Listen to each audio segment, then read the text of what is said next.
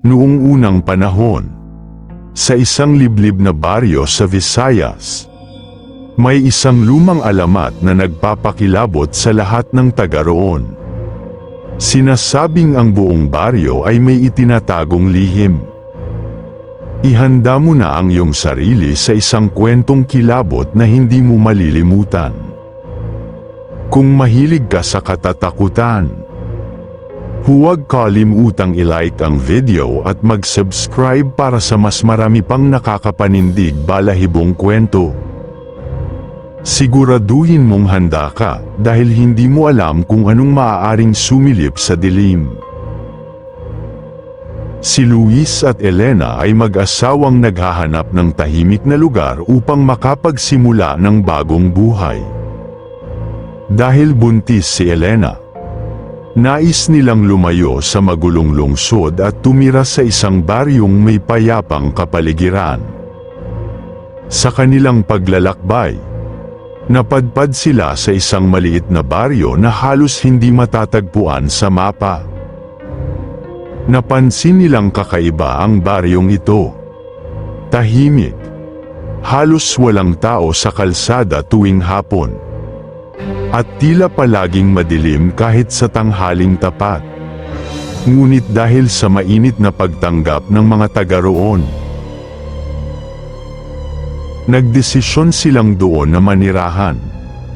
Pinaupahan sila ng isang matandang babae, si Aling Luring, na may malalim na tingin at parang laging nakangiti. Makalipas ang ilang araw, napansin ni Luis na kakaiba ang kilos ng mga tao sa baryo. Tuwing dapit hapon, unti-unting nawawala ang mga tao sa lansangan. Tila nagkukulong sa kanilang mga bahay. Kapansin-pansin din ang mga matang tila sumusunod sa kanila sa tuwing lalabas sila ng bahay. Isang gabi, nagising si Elena sa isang malakas na kaluskos sa bubungan. Sinundan ito ng tunog na tila humuhuni sa hangin, isang mapanlinlang na tunog. Niyugyug niya si Luis. "Luis, may naririnig ka ba?" Nanginginig na tanong niya. Nakinig si Luis at narinig din niya ang tunog. Tumayo siya at marahang lumapit sa bintana. Sa liwanag ng buwan, may anino siyang namataan sa bubungan, isang payat at matangkad na nilalang na may mahahabang kamay at tila humahaba ang dila pababa sa kanilang bubong. Dali-dali siyang umatras at kinuha ang kutsilyo. "Elena, huwag kang gagalaw. Huwag kang magingay," bulong niya. Maya-maya, ang tunog ay lumakas. Ngunit napansin ni Luis ang kakaibang bagay habang lumalakas ang tunog. Pakiramdam niya ay lumalayo ito. Ngunit alam niyang imposible yon. Dahil ang anino sa bubong ay hindi gumagalaw. Kinabukasan, lumapit si Luis sa isang matandang residente, si Mang Pedro, na tila nag-aalangan ngunit sa huli ay nagbigay ng babala. "Anumang marinig niyo sa gabi, huwag kayong lalabas. Ang tunog na yun, hindi iyon basta tunog lang. Tik-tik ang gumagawa niyan." Nagtanong si Luis tungkol sa baryo at unti-unting nalaman niya ang nakakapangilabot na katotohanan. Noong unang panahon, ang baryong ito ay tinirhan ng isang pamilya ng Tik-tik. Unti-unti nilang pinalitan ang mga tao rito. Hanggang sa halos lahat ng nakatira rito ay sila na rin. Ang mga natitirang hindi nila kasamahan, nawawala. Napatigil si Luis. "Bakit niyo pa kami pinayagang tumira rito?" Huminga ng malalim si Mang Pedro. "Dahil alam nilang buntis ang asawa mo." Biglang nanlamig ang katawan ni Luis. Si Elena, agad siyang tumakbo pauwi. Pagdating niya sa bahay, Nakita niyang nanginginig si Elena sa kama. Luis, nasa labas sila. Sumilip siya sa bintana at nakita ang mga anino sa dilim. Maraming pares ng pulang mata ang unti-unting lumilitaw mula sa kadiliman. Ang mga residente sa baryo, hindi na tao. Ang kanilang bibig ay may matutulis na ngipin. Ang kanilang mga kamay ay mahahaba. At ang ilan sa kanila ay may mahahabang dila na dahan-dahan na lumalabas mula sa kanilang bibig. Narinig niya ang pamilyar na tunog. Mabilis niyang isinara ang lahat ng bintana at pinto. Kinuha niya ang bawang na iniwan ng isang mabait na kapitbahay at hinagis sa paligid. Maya-maya, ang bubong ay nagsimulang umuga. May isang tiktik na nasa itaas. Unti-unting dumidila pababa sa butas ng kisame. Sinaksak ni Luis ang dila nito ng kutsilyo.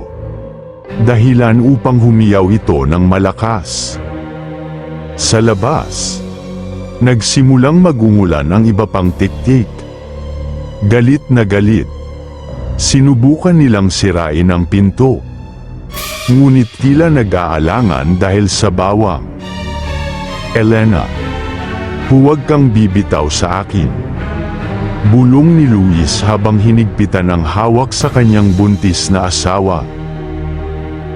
Hanggang sa dumating ang pinuno ng mga tiktik, isang matandang babae na mas matangkad kaysa sa iba. Ang kanyang mukha ay kulubot. At ang kanyang mga kuko ay mahaba at matatalas. Si Aling Luring. Ang bata. Wika nito. Sabay ngising may matutulis na ngipin. Gutom na kami. Biglang bumuhos ang malakas na ulan. Nagkatinginan ang mga tiktik, hindi nila gusto ang tubig ulan. Unti-unti silang umatras. At bago mawala sa dilim, nag-iwan si Aling Luring ng babala. Hindi pa tayo tapos. Luis, babalik kami. Hindi na naghintay pa sina Luis at Elena. Kinaumagahan. Kahit hindi pa ligtas, iniwan nila ang baryo. Hindi na sila lumingon. Hindi na sila bumalik. Ngunit tuwing gabi, sa tahimik nilang bagong tirahan, naririnig pa rin nila minsan ang isang tunog sa malayo. Matapos nilang makaligtas mula sa baryo, lumipat sina Luis at Elena sa isang mas mataong bayan sa kabilang probinsya. Doon sila tumira sa isang lumang bahay na pagmamay-ari ng isang kamag-anak. Tahimik ang kanilang bagong buhay. Ngunit sa kabila ng kanilang pagsisikap na kalimutan ang nakaraan, may isang bagay na hindi nila matakasan, ang takot. Sa tuwing sasapit ang dilim, hindi mapakali si Elena. Malapit na siyang manganak. At pakiramdam niya ay may mga matang laging nakamasid sa kanya. Kahit nasa ibang bayan na sila, may kung anong nakakakilabot na pakiramdam siyang nararamdaman sa kanyang likuran. Isang gabi, habang natutulog si Luis, nagising si Elena sa isang pamilyar na tunog. Napabalikwas siya ng bangon. Agad niyang ginising si Luis. Luis, nandito sila. Nanginginig ang kanyang tinig. At sa sandaling iyon, alam ni Luis na hindi pa tapos ang bangungot. Mabilis na bumangon si Luis at sinilip ang bintana. Sa ilalim ng anino ng buwan, nakita niya ang isang aninong nakadapa sa bubong ng kapitbahay. Ang mahahabang kamay nito ay dahan-dahan na gumagapang pababa. At ang ulo nito ay dahan-dahan na lumilingon patungo sa kanila. Maya-maya pa, Hindi lang isa, hindi lang dalawa, kundi 5, 6, 7, marami pa silang nakita sa dilim. Ang buong baryo ay tahimik. Walang sino man ang lumabas upang tingnan kung ano ang nangyayari. Para bang sila lang ang gising. Agad niyang nilock ang lahat ng pinto at bintana.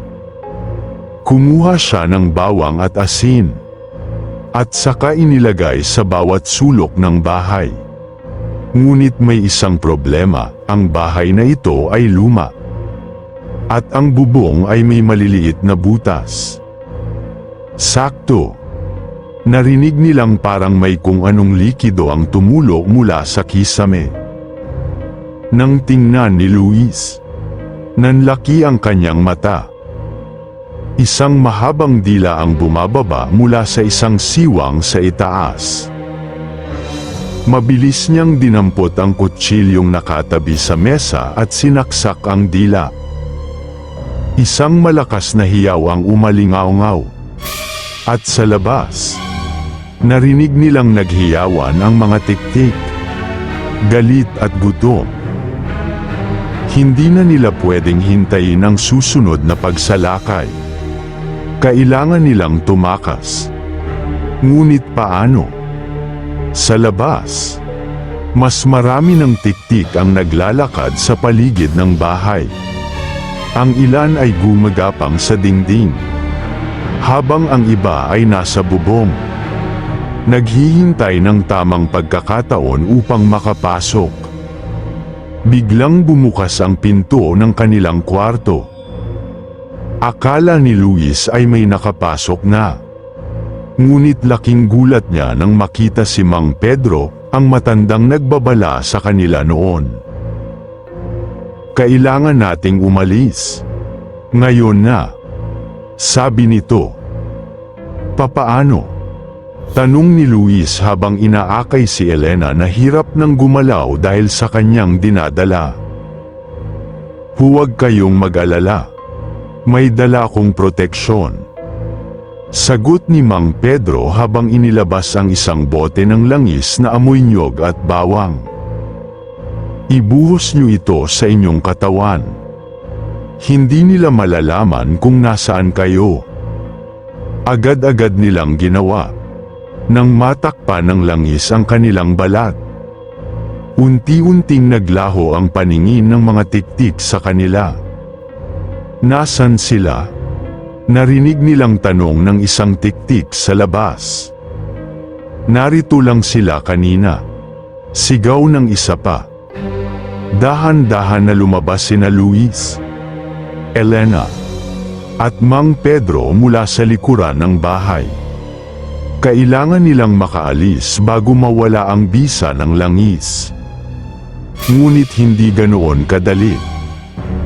Habang naglalakad sila patungo sa isang kalesang nakahanda sa dulo ng kalsada. Isang malamig na tinig ang lumitaw mula sa kadiliman. Aalis kayo nang hindi nagpapaalam. Si Aling Luring. Nakatayo siya sa gitna ng daan. Hindi gumagalaw. Ang kanyang mga mata ay maliwanag na pula. At ang kanyang ngiti ay mas nakakatakot kaysa dati.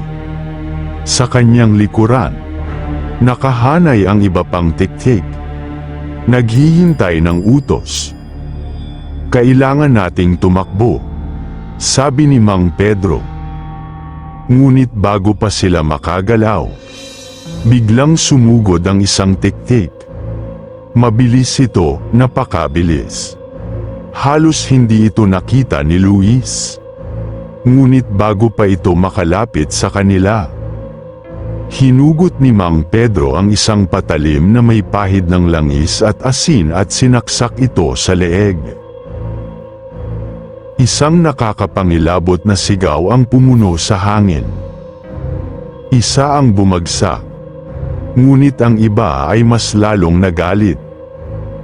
Kayo ang pumili ng laban na ito, sabi ni Aling Luring.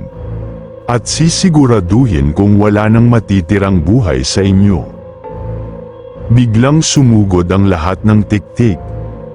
Binuhat ni Luis si Elena at mabilis silang tumakbo patungo sa kalisa. Si Mang Pedro naman ay hinarangan ang ibang tiktik. Hinahataw sila ng kanyang patalim at hinahagis ang asin sa hangin. Ngunit isang bagay ang hindi nila inaasahan. Ang isa sa mga tiktik ay lumundag mula sa bubong at lumapag mismo sa harapan ni Luis. Sa bilis ng pangyayari, hindi niya naisip kung paano na ito tatakasan. Ngunit bago pa ito makakilos, isang sibat ang lumipad mula sa likuran at tumusok sa dibdib nito. Si Mang Pedro. Sumakay na kayo. Sigaw nito. Agad na tumalon sina Luis at Elena sa kalisa. Hinampas ni Mang Pedro ang kabayo, at mabilis silang sumibad palayo. Sa huling sandali, nakita ni Luis si Mang Pedro na nakatayo sa gitna ng lansangan. Hinarap ang mga tiktik na galit na galit. Hindi niya alam kung ano ang nangyari sa matanda. Ngunit isa lang ang sigurado. Hindi pa tapos ang laban. Sa malayo, habang palayo sila sa baryo, muli nilang narinig ang nakakapangilabot na tunog mula sa kadiliman. At sa sandaling iyon, alam ni Luis at Elena na saan man sila magpunta, hahanapin pa rin sila ng tiktik. Makalipas ang ilang buwan, ligtas na nakapanganak si Elena sa kanilang unang anak, isang malusog na sanggol na lalaki. Sa kabila ng kanilang takot, sinubukan nilang mamuhay ng normal sa isang bagong bayan, malayo sa anino ng baryo.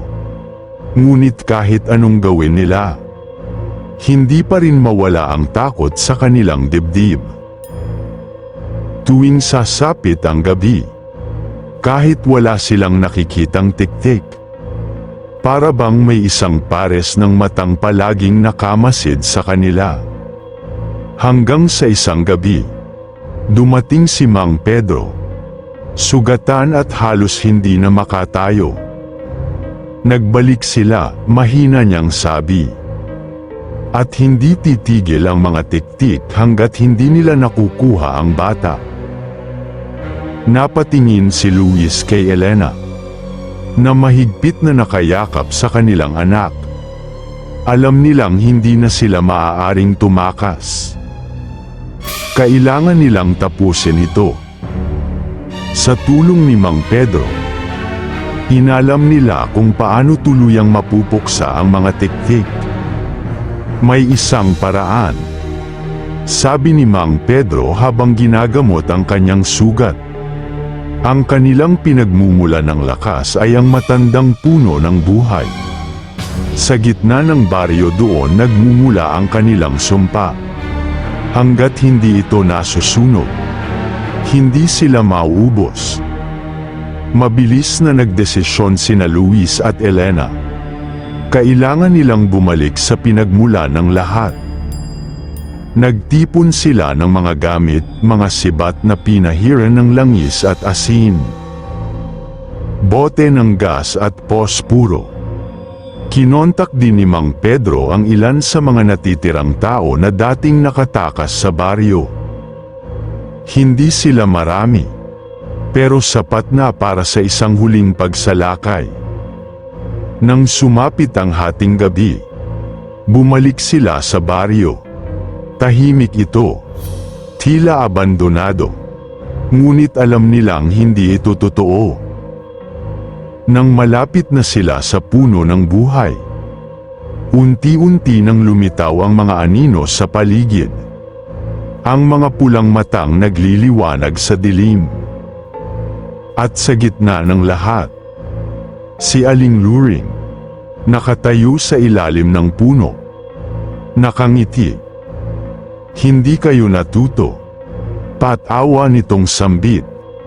Ngayon, wawasakin namin kayo. Sabay-sabay sumugod ang mga tiktik. Nagsimula ang matinding labanan. Gamit ang kanilang mga sibat at patalim. Hinarap nina Luis, Mang Pedro, at ng iba pa nilang kasamahan. Isang tiktik ang sinaksak ni Luis sa dibdib. At agad itong nangisay. Bumula ang bibig. Sa puno. Dapat nating sunugin ang puno. Sigaw ni Mang Pedro. Habang pinipigilan nila ang mga tiktik. Mabilis na binuhusan ni Luis ng gasolina ang puno. Ngunit bago pa niya maapuyan ito, isang kamay ang humawak sa kanyang leeg.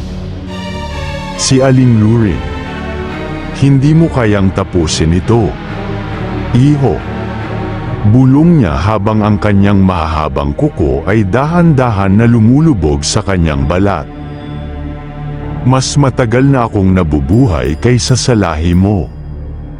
Ngunit bago pa niya maibaon ng tuluyan ang kanyang kuko, isang patalim ang tumusok sa kanyang dibdib mula sa likod.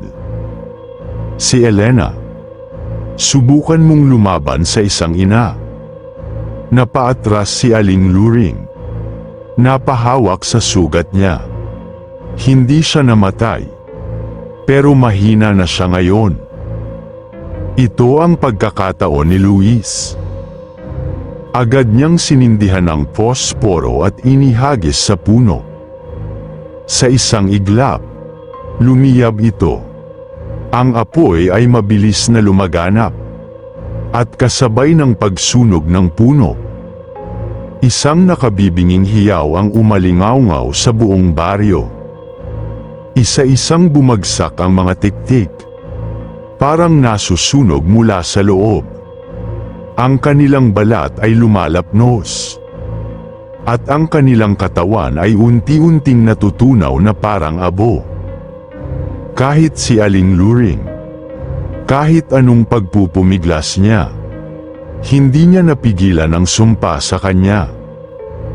Isang matinding pagsabog ng hangin ang lumibot sa baryo. At sa isang iglap, wala na sila. Pagsapit ng madaling araw, isang katahimikan sa lugar. Ang dating madilim na baryo ay ngayon ay tahimik at walang laman.